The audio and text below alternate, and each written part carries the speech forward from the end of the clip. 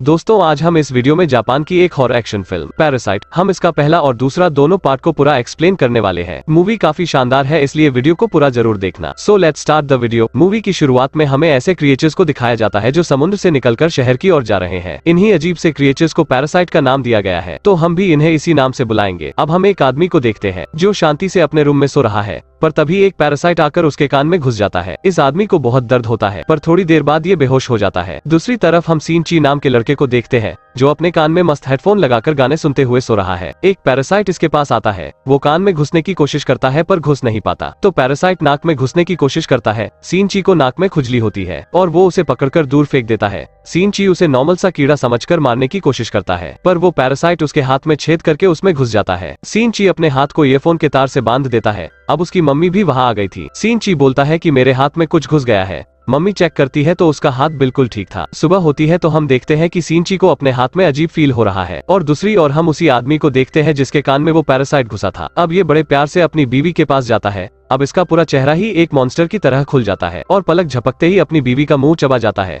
अब जब सीनची अपने स्कूल जाता है तो इसको अपने हाथों में अजीब सी चीज फील हो रही थी, जैसे उसका दाया हाथ कितना पावरफुल हो गया हो। अब ये घर आकर अपने हाथ को काटने की कोशिश करता है पर तभी अचानक उसका हाथ एक मॉन्स्टर में कन्वर्ट हो जाता है और उसे रोकने लगता है। हम यहाँ देख सकते हैं कि पैरासाइट ने सिर्फ सीनची के हाथ पर ही कंट्रोल कर पाया है और अब तो ये सीनची से बातें भी कर रहा था। सिर्फ इतना ही नहीं, मजेदार बात यह है कि ये मॉन्स्टर सीनची की किताबें पढ़ रहा था और उसका कंप्यूटर भी यूज कर रहा था। ये इंसानों के रहने के तरीके सीख रहा था। इसका नाम मिकी है। ये सीनची को बोलता है कि तुम मुझे कभी मत काटना, मैं तुम्हें कभी नुकसान नहीं पहुंचाऊंगा। अब हम देखते हैं कि मिकी और सीनची में अच्छी दोस्ती होने लगी है, पर दूसरी ओर जिन लोगों को पैरासाइट ने काबू किया है वो लोग लगातार सभी लोगों को मारकर खा रहे हैं। मिकी सीनची को खींचता हुआ एक रेस्टोरेंट में लेकर जाता है जहाँ बहुत सारे पैरासाइट लोगों को मारकर खा रहे थे। अब वो सीनची को देख लेते हैं। उन्हें लगता है कि ये भी हमारे तरह पैरासाइट है तो वो सीनची को भी खाने के लिए मांस का टुकड़ा देता है, पर जैसे ही उसे पता चलता है कि ये तो आधा ही इन्फेक्टेड हुआ है तो वो सीनची को ही मारने के लिए आगे बढ़ने लगता है। पर मिक्की सीनची की मदद करता है और उस पैरासाइट को मार देता है, क्योंकि अगर सीनची मरा तो मिक्की भी मारा जाएगा,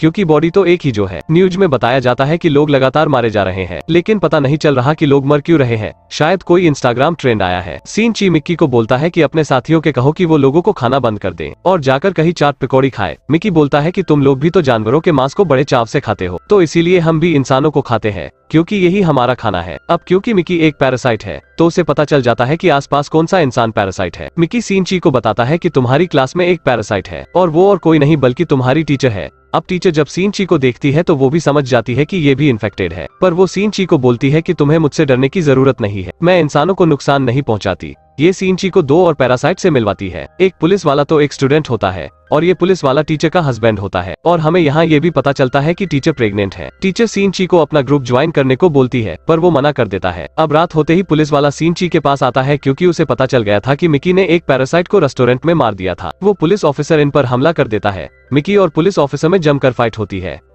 और फाइनली पुलिस वाला मारा जाता है। घर आते ही सीनची को बहुत बेचैनी होने लगती है कि इसने एक पुलिस वाले को मार डाला। अब हम देखते हैं कि पैरासाइट पुलिस वाले की बॉडी से निकलकर दूसरे की बॉडी में चला जाता है और वो कोई और नहीं बल्कि सीनची की माँ होती है। मिकी बोलता है कि ये तुम्हें मारना चाहती है, पर सीनची मिकी पर ही चाकू लगा देता है और बोलता है कि मेरी मॉम है, तुम्हारी तरह कोई मॉन्स्टर नहीं है। पर अब सीनची की माँ का भी मुंह खुलने लगता है और उसके टेंटिकल सीनची पर हमला कर देते हैं। ऐसा लगा कि सीनची तो अब निकल लिया, पर सुबह उठकर देखने पर पता चलता है कि सीनची बिल्कुल ठीक है। मिकी बताता है कि मैंने अपने सेल्स तुम्हें देकर तुम्हारी जान बचाई है, पर इससे एक छोटी सी प्रॉब्लम हो गई है कि तुम पूरी तरह इन्फेक्टेड हो गए हो। सीनची पूरे घर में अपनी मॉम को ढूंढने लगता है पर वो उसे कहीं नहीं मिलती। वो टीचर से पूछता है पुलिस ऑफिसर के बारे में, पर उसे भी कुछ पता नहीं होता। मिक्की सीनची को बोलता है कि अब से मैं भी 4 घंटा नींद लूंगा तो उतनी देर तुम्हें किसी भी मुसीबत में नहीं पड़ना है। अब तो उस पैरासाइट वाले स्टूडेंट ने भी सीनची की स्कूल में एडमिशन ले लिया है और वो धीरे धीरे सभी बच्चों को मारता जा रहा है। वो सीनची की दोस्त को भी मारने वाला था पर सीनची अपनी दोस्त को लेकर बिल्डिंग से कूद जाता है।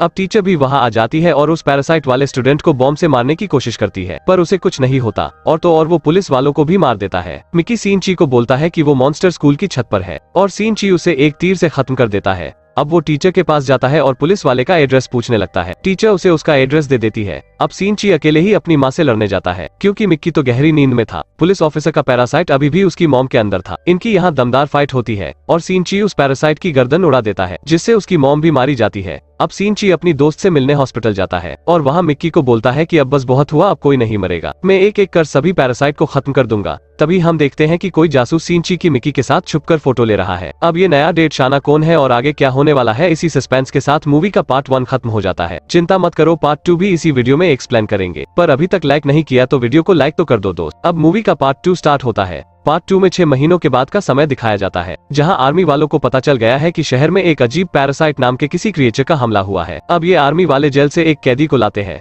जो किसी को भी देखकर बता सकता था कि कौन पैरासाइट है और कौन नॉर्मल इंसान। उसके सामने एक एक करके बहुत से इंसानों को लाया जाता है जिन्हें वो नॉर्मल बताकर जाने देता है। पर जैसे ही उसके सामने सिनची आता है तो उसे सिनची पर डाउट होता है, पर वो उसे भी नॉर्मल बता देता है। पर अभी भी सिनची लगातार पैरासाइट को मारे जा रहा था और वो जासूस अभी भी सिनची का पीछा कर रहा था। हमें यहाँ इस सिटी के मेयर को दिखाया जाता है जो खुद भी एक पैरासाइट था। वो सिनची को मारने को बोलता है पर टीचर मना कर देती है क्योंकि अगर सिनची मरा तो मिकी भी मारा जाएगा। दरअसल टीचर ने ही उस जासूस को सिनची के पीछे लगाया था। और हम ये भी देखते हैं कि टीचर को एक प्यारा सा बच्चा हुआ है जो बिल्कुल नॉर्मल इंसान है। दूसरी ओर सिनची को मालूम चल गया था कि टीचर ने ही उसके पीछे जासूस को लगाया है। वो टीचर को जाकर इन सभी चीजों का रीजन पूछने लगता है, पर टीचर सिनची को ही बोलने लगती है कि तुम हमारे पैरासाइट्स को मारना बंद कर दो। सिनची कुछ नहीं बोलता और वहाँ से चला जाता है। वो जासूस को बताता है कि टीचर और मेयर एक खतरनाक मॉन्स्टर है और वो तुम्हें भी खत्म कर देगी। पर जासूस को उस पर विश्वास नहीं होता। पर अगले दिन जब जासूस उस मेयर से मिलता है तो वो वहाँ एक माइक्रोफोन लगा देता है। पर मेयर को पता चल जाता है और वो जासूस को मारने का ऑर्डर दे देता है और एक पैरासाइट को उसके घर भेज देता है। एक पैरासाइट उसके घर जाता तो है उसे मारने, पर वहाँ वो जासूस नहीं था तो वो उसकी बेटी को ही मार देता है। रास्ते में 5 पैरासाइट सिनची पर हमला करते हैं और वो पांचों एक ही इंसान की बॉडी में थे। मिकी और सिनची उससे काफी देर तक फाइट करते हैं। वो लोग एक पैरासाइट को तो मार देते हैं पर 4 अभी भी उसके शरीर में ही थे। यहाँ टीचर मेयर को बोलती है कि जब मैंने तुम्हें मना किया कि तुम किसी भी पैरासाइट को सिनची या जासूस को मारने के लिए नहीं भेजोगे तो तुमने आखिर ऐसा क्यों किया। मेयर को टीचर की इस बात से बहुत गुस्सा आता है और वो टीचर को ही मारने के लिए 3 पैरासाइट्स को भेज देता है। पर आखिर वो टीचर है, वो सभी पैरासाइट्स को पार्किंग एरिया में खत्म कर देती है। पर जैसे ही वो घर आती है तो उसे पता चलता है कि उसके बच्चे को वो जासूस उठाकर ले गया है। वो टीचर को फोन करके ब्रीच पर मिलने के लिए बुलाता है और टीचर सिनची को भी वहाँ बुला लेती है। सिनची जासूस को बोलता है कि उस बच्चे को मारने से तुम्हारी बेटी वापस नहीं आ जाएगी, वो बच्चा तो बस हमारी तरह एक नॉर्मल इंसान है। अब यहाँ मिलिट्री भी आ गई थी और उन्हें पता चल गया था कि मेयर ने इस बिल्डिंग में पैरासाइट्स को छुपा कर रखा है। मिलिट्री सभी लोगों को उस कैदी से चेक करवाती है और जो पैरासाइट होता है उसे भी गोलियों से भून दिया जाता है। मेयर भी कुछ ज्यादा ही पैरासाइट्स की तरफदारी कर रहा था तो उसे भी गोलियों से भून दिया जाता है। अब यहाँ 4 पैरासाइट वाला वो आदमी भी आ चुका था, उस पर तो गोलियों का भी असर नहीं हो रहा था। यहाँ ये जासूस टीचर के बच्चे को ब्रीच से नीचे फेंकने ही वाला था और मजबूरी में आकर टीचर को उसे मारना पड़ता है, जिससे सभी लोगों को पता चल जाता है कि टीचर भी एक पैरासाइट है। सभी सोल्जर टीचर पर गोलियां बरसाने लगते हैं। टीचर काफी ज्यादा जख्मी हो गई थी तो अपना बच्चा सिनची के हाथों में देकर खुद मर जाती है। बच्चे को हाथ में लेते ही सिनची को अपनी माँ की याद आने लगती है। अब पुलिस यहाँ सिनची को दबोच लेती है और उसे पूछताछ के लिए ले जाने लगती है। पर तभी इन्हें पता चलता है कि उस 5 पैरासाइट वाले आदमी ने सभी सोल्जर को मार दिया है। अब सिनची कार लेकर उस पैरासाइट के पास आ जाता है, पर यहाँ तो वो पैरासाइट ही सिनची पर भारी पड़ रहा था। ये भागकर जंगल में आ जाता है। सिनची मिकी को बोलता है कि तुम जब तक मेरे शरीर से जुड़े हो तब तक उसे पता चलता रहेगा कि हम कहाँ हो, तो प्लीज मुझसे तुम अलग हो जाओ। अब क्योंकि मिकी सिनची का एक बहुत अच्छा दोस्त बन गया था तो इसी कारण वो सिनची के लिए खुद को उससे अलग कर लेता है और खुद अकेले पैरासाइट से लड़ने लगता है और बेचारा मिकी मारा जाता है। सिनची बहुत रोता है और वहाँ से भागकर अपने दोस्त के घर आ जाता है। पर अगले दिन सिनची देखता है कि मिकी के सेल्स अभी भी उसकी बॉडी में है, जिससे मिकी सिनची की बॉडी में फिर से जिंदा हो जाता है। अब सिनची समझ गया था कि जब ये जिंदा हो गया है तो इसका मतलब वो पैरासाइट भी यहाँ आता ही होगा। वो अपनी दोस्त को बचाने के लिए यहाँ से चला जाता है,